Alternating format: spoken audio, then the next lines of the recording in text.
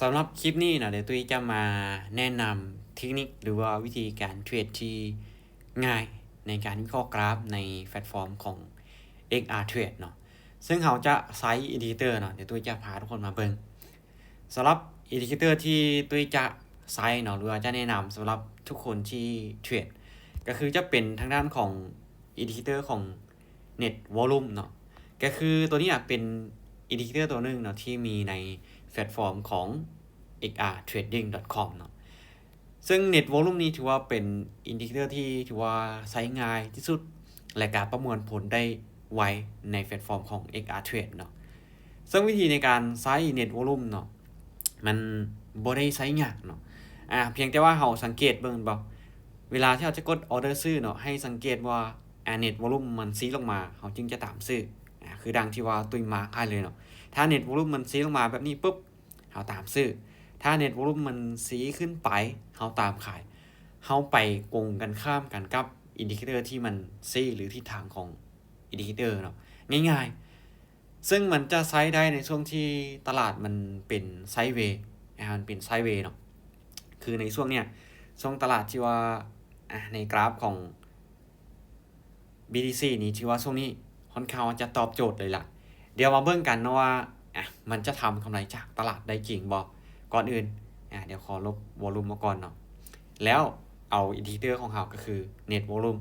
เข้ามาที่ FX เลยแล้วพิมพ์คำว่าN มันก็ขึ้นมาเนาะพิมพ์คำว่า N แล้วมันก็ขึ้นมาปึ๊บบอกแล้วก็กดเอาหลังจากที่ได้แล้วเราก็มาเบิ่งเดี๋ยวจะมาเบิ่งวิธีการทำไส้นำกันสำหรับงบเนาะตุ้ยเอามาอยู่ที่140 ดอท140 ดอทในรอบนี้หรือว่าในมื้อนี้ตุ้ยบ่ทันได้เทรดเลยก็จะมาเทรดไปพร้อมกับทุกคนในคลิปนี้เลยเนาะว่า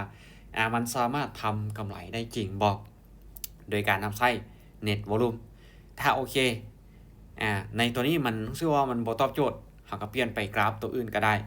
กราฟที่มันลีนแบบกราฟที่มันไซด์เวย์ที่มันลีนสลับสุดๆเนี่ย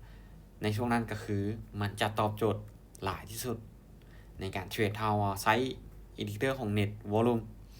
เดี๋ยวตุ้ยจะหาเบิ่งว่าตัวใดที่มันไซด์เวย์หลายที่สุด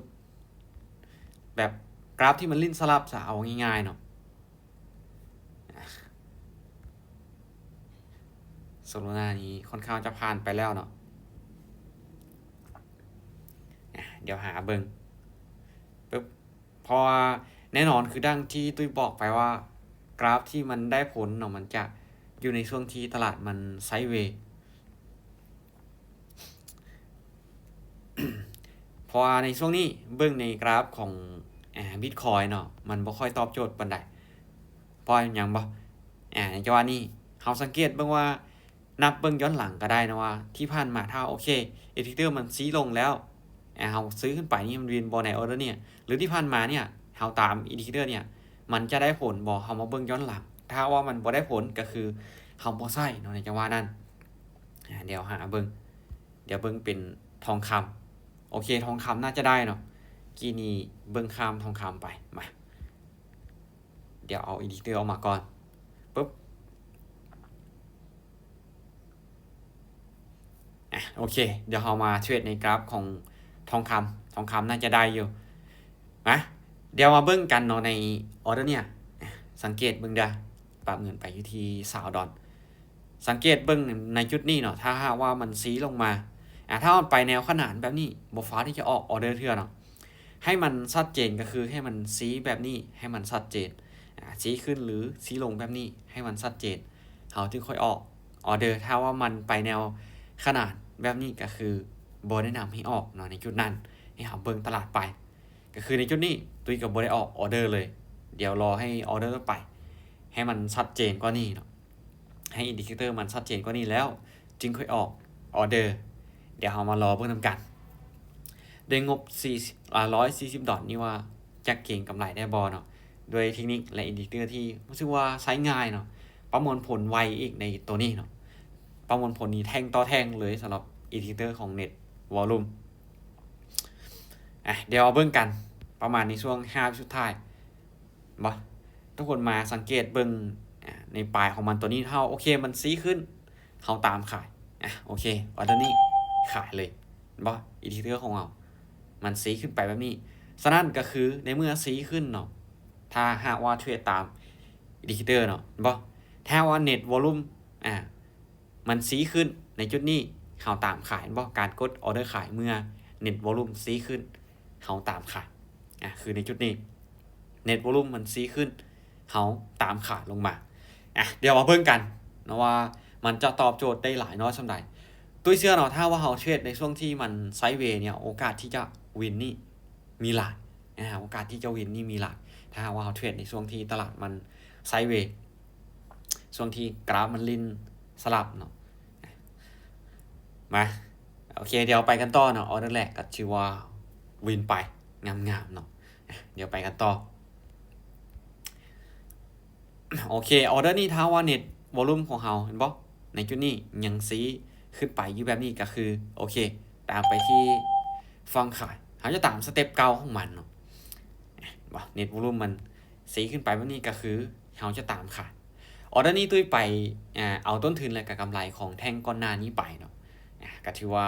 เอาต้นทุนและกับกำไรไปเลยถ้าวินมาก็คือเขาจะได้มาคูณ2แต่ตุ้ยก็มั่นใจในโซนนี้เนาะก็ถือว่ามีโอกาสที่จะลงมาแดงค่อนข้างจะสูงเลย